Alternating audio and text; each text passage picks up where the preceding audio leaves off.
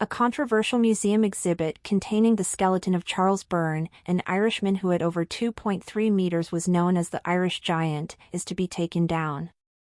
The Hunterian Museum, at the Royal College of Surgeons of England in London, has been closed for renovation since 2017, but the controversy around this particular exhibit goes back a lot further.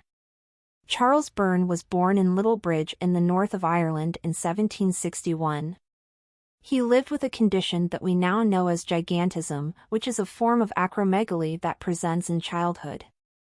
Acromegaly is caused by excessive production of growth hormone within the body. As the name gigantism suggests, children affected by the condition grow to be unusually tall. In Byrne's case, at the time of his death, he was 2.31 meters, 7 feet 7 inches.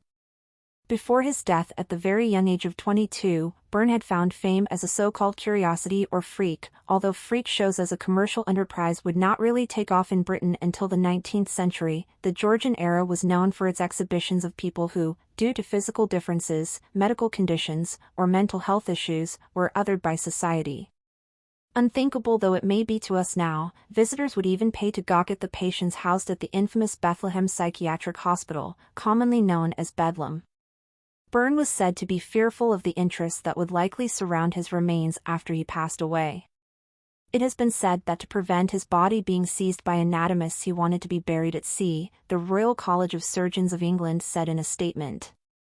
However, before these wishes could be carried out, anatomist and surgeon John Hunter paid for Byrne's body, and 3 years later displayed his skeleton in his eponymous museum.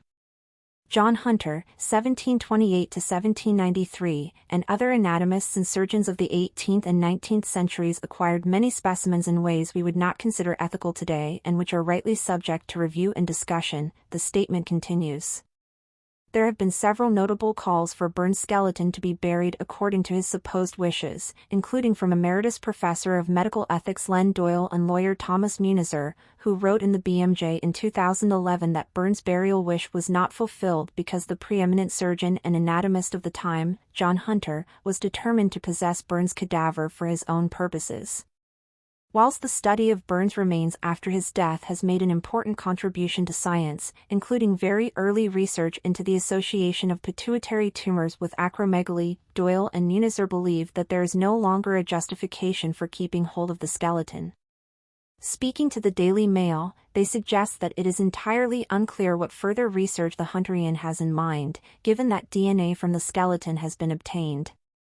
However, the Board of Trustees of the Hunterian collection made it clear in their statement that the skeleton is still an integral part of the collection, and that anecdotal references to Charles Byrne's wishes are well documented although no written evidence exists.